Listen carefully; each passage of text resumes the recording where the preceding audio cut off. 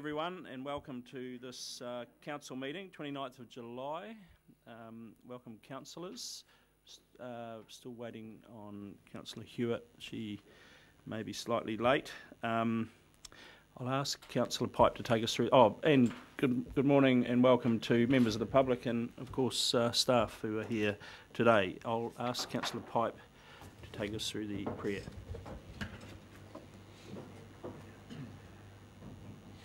O God, our Creator, bless us as we gather today for this meeting. Guide our minds and hearts so that we will work for the good of our community and help all your people. Teach us to be generous in our outlook, courageous in face of difficulty and wise in our decisions.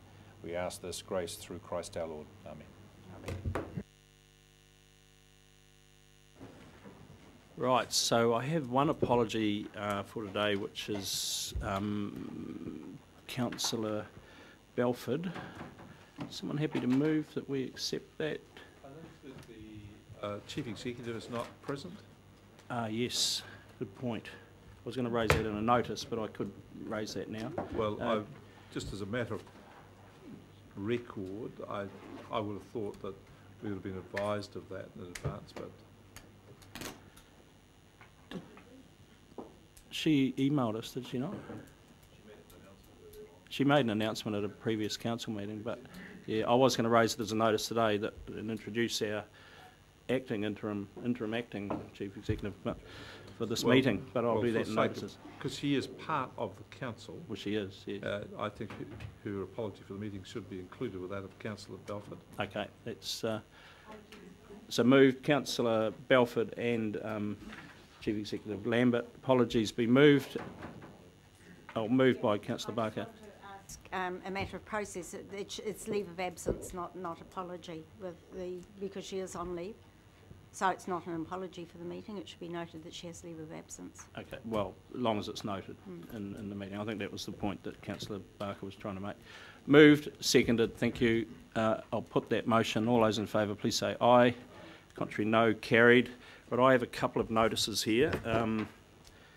One is a handout that has been sent to us by Beef and Lamb, which is just for your information really, but it's an attempt by them to start a more oh hang on, I've only got, I think there's only 7 there, so we have some more upstairs.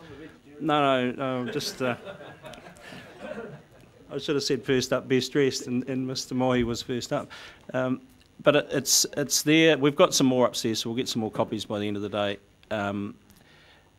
They have made a good fist of the beginnings of a more formal conversation around nutrient management, and I think it's to be commended. It's the beginning of more work to be done by them. So that was the first notice. The second notice I had was just to bring to your attention, councillors that weren't here last night, we have just taken receipt, if you like, of a very well put together book which has a lot of questions and answers around the Tutera Country Park, a piece of work that was done by an ex-employee, Garth Isles, and there was a presentation and a kick-off, if you like, last night with it. This is the second of a trifecta. The third leg will be a book around Peka Peka, which he's working on right now, and Waitangi Stream, yeah. So, yeah, I'd recommend you grab one and had a read anyway. Okay, now the other notice I had, the third one, is Dean here? Come in, fellas. So we've got Dean, Rod, and Alan. You couldn't coax Alan in, no. Okay, just wanted to make a bit of noise about these guys and the LGNZ Excellence Awards. Recently we picked up a national award for the work that these guys have done on Napier Hill, and I just thought it was worth recognising that you know, amongst their peers throughout the country, they've had a project that was worthy of a national award. And yeah, there was a bit of hoopla and fanfare, and we went up on the stage and grabbed it, but the politicians always get the recognition, but these guys do all the work, and I just wanted to make sure that everyone was fully aware of who did what and what they won. So put your hands together, please.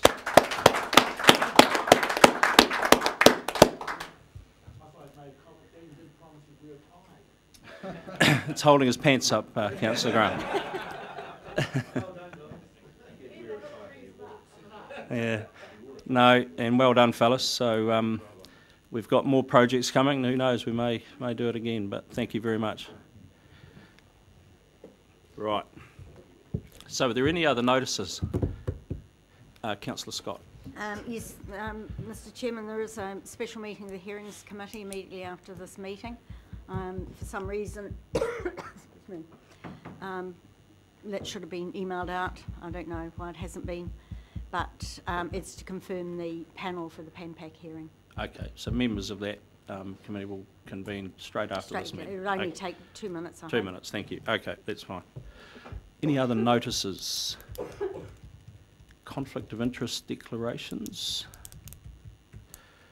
Being none. The minutes of the 24th of June, which a copy here somewhere.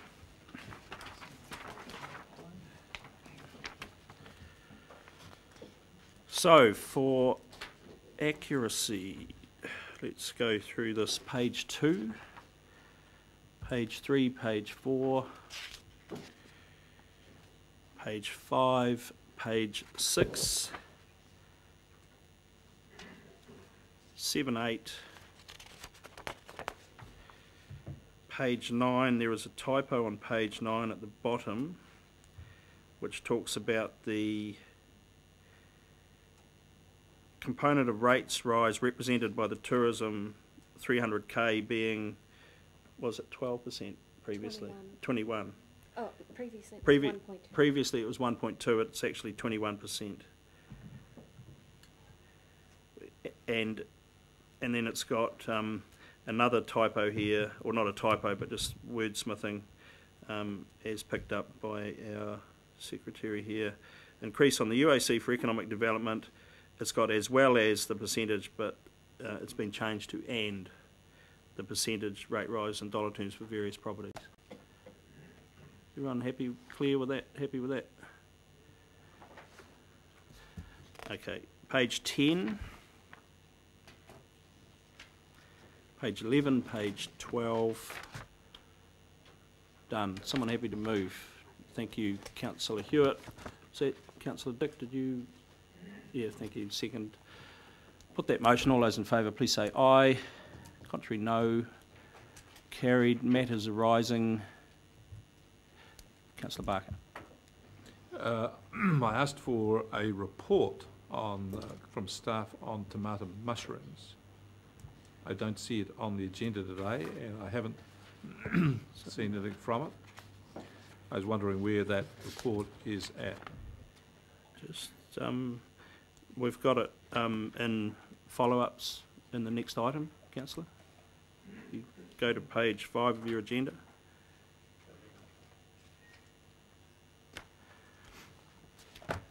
We can deal with it there. Any other matters arising? Being none, let's go to follow-ups on page 3. Mr. Maxwell. Thank you, Chair. So all of the matters have been addressed as I understood them. The update in regards to tomato mushrooms was provided to the council meeting in June. I was unaware that there is a request for a report, so there was a verbal report provided to council at the council meeting, and that was my understanding of what was required. So, but otherwise, all of the other matters have been addressed as requested. So, just in regard to tomato mushrooms, then, is there any further update today? Or well, the only other update that we could offer in a report would just be the procedural processes that have occurred since the matter went before the court, which is just court dates that have moved and shifted, but there's been no progress other than that. Well, a question I have, and again I make the preface of it, that it's not practice for governors to get involved in prosecutorial matters. I accept that and never would do that. But I do have, the comparison has been made with me, to me by members of the public, and I want to have an assurance from the council staff that they have treated everybody equally and fairly. And the comparison has been made that when the consents were not being met for the discharge of sewage in CHB, the council adopted a let's work with them to try and find a solution rather than issue a prosecution. And the public's view of this, whether they're right or wrong, is that with tomato mushrooms, the council moved quite quickly to filing a prosecution. And the question is being asked here, is the regional council treating every enterprise that we undertake in the area equally and fairly? So I can respond to that now verbally, but are you wanting that to come back in a report? Okay, so in terms of equity and fairness, absolutely. That's absolutely how we approach regulation in that team. The difference between Central Hawke's Bay wastewater and tomato mushrooms is that the consent holder had a consent in place for a 2-year period over which they were required to undertake a series of extensive upgrades to their operation to mitigate odour from the boundary of the property. We, through our compliance and enforcement staff, worked very, very hard with the applicant, or the consent holder rather, over that 2-year period to see those things delivered over that 2-year period. And none of those things, well, only a handful of those things were delivered, and certainly not enough to mitigate odour over the boundary. Hence the decision was made that actually the court needed some oversight of that process to ensure that the things that need to be done to mitigate odour from the boundary were put in place and were delivered as required under the consent.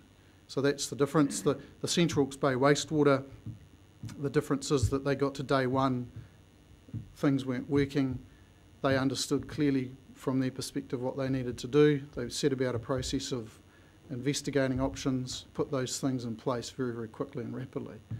And they were taking the action before we would have had it in front of the court, requiring, with the court then telling them to do exactly what they were doing anyway. So they were quite different in terms of the timing. They got to the first point at which they were expected to do things or have achieved certain outcomes. Those things weren't met. They immediately reacted and worked with us to address those. So they're quite different circumstances. And in all of these enforcement matters, it is very much a time, place, circumstance consideration. It's correct to ensure that we are consistent and fair and equitable in our approach, but every situation has to be looked at and considered based on its merits and with regard to the specific sort of situation and nuances that might apply. So any other questions in regard to follow-up, to the follow-up? Is someone happy to move that we accept that report? Thank you, Councillor Scott. There's no further questions. Thank you, Councillor Pipe. Seconded. Wish to speak? Put that motion. All those in favour, please say aye. Contrary, no. Carried. Thank you. Minor items not on the agenda.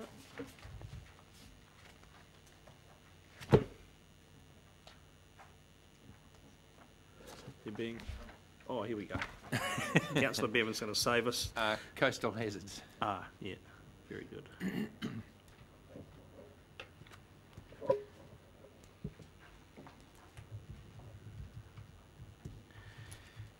Okay. And the Upper Toki scheme review, please.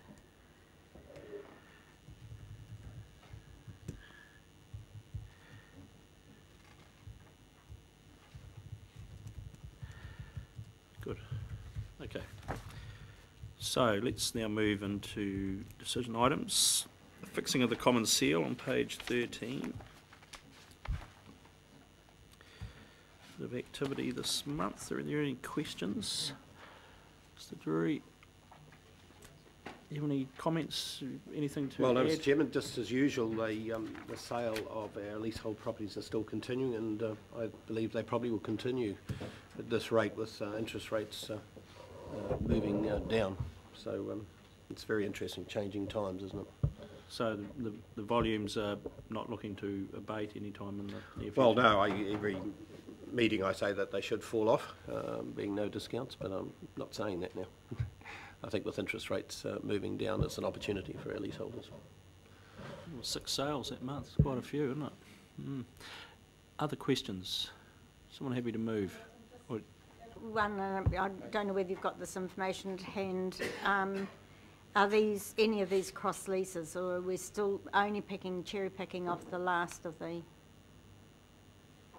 I did ask Councillor, and when I did for the last time, you raised that I think about 30% of them were cross leases. Yeah, so Yeah. good to see some movement Yes, on it that. is. They're working hard on that. someone, you're happy to move? Thank you, Councillor Scott. Councillor Bevan seconded. Further discussion? Put that motion. All those in favour, please say aye. Contrary, no. Right. Decision item 8, page 15. In-stream flows for oxygen in the Karamu catchment. Mr. Maxwell. Thank you, Mr. Chair. So Someone here. Dr. Walding will come up and he's going to step us through a quick presentation on the report. This report would have gone to the Regional Planning Committee meeting. That wasn't held, so we thought we really want to get the report received and out. So we've brought it to this meeting for you to consider. Thank you. Okay, dissolved oxygen in the Karamu streams. So this investigation will help inform the decisions by the tank stakeholder group, Turaikuri, Ahuriri, Ngātaroa and Karamu, both for some of the water quality limits, in particular oxygen, but also the water quantity limits, minimum flows on the Hiratonga Plains.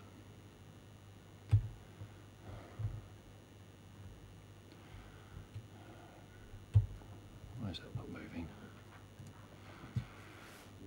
Okay, so a bit of background. So the amount of oxygen in the streams is linked with how much flow is in the stream.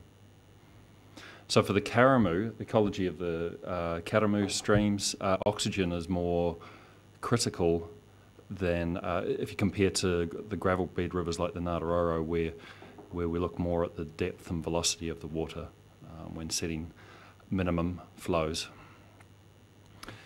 Now the tank group, as I understand, will recommend minimum flows and limits for oxygen in these streams. And that's a difficult choice because it's a trade-off between the consequences of low oxygen for ecosystem health and the consequence of those limits for water users, such as irrigation. Okay, so just some of the ins and outs of oxygen, where it comes from and goes to. So we've got the main source of oxygen is from the atmosphere. Okay, so it's dissolving into the stream water. There's also a second source of oxygen is from the aquatic plants in the stream. When they're photosynthesizing, they're producing oxygen, but only during the daytime. So they're producing oxygen during the daytime. At night time, they stop producing and continue consuming oxygen. So they're just consuming oxygen out of the water at night time. So there's one loss. Another loss is to the sediment. Bacteria and other decomposition processes in the sediment consumes oxygen.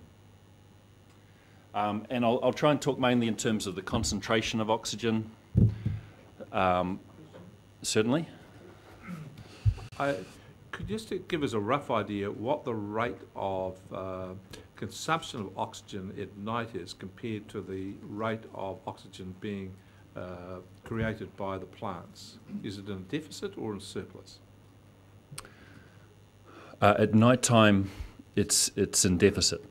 I get that, but in the daytime it's in surplus. But for the whole day, what's the balance? Depends whether the plants are net growth, I suppose.